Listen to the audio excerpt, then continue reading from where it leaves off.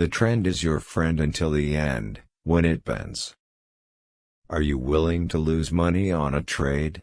If not, then don't take it. You can only win if you're not afraid to lose.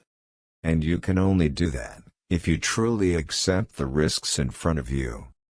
If you personalize losses, you can't trade. I know where I'm getting out before I get in. I think investment psychology is by far the more important element, followed by risk control, with the least important consideration being the question of where you buy and sell. Stocks are bought not in fear but in hope.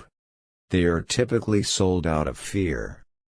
What seems too high and risky, to the majority generally goes higher, and what seems low and cheap, generally goes lower.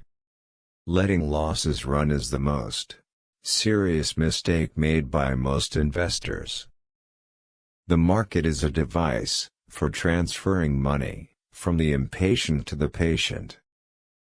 You don't need to be a rocket scientist. Investing is not a game where the guy with the 160 IQ beats the guy with 130 IQ. We simply attempt to be fearful when others are greedy, and to be greedy only when others are fearful.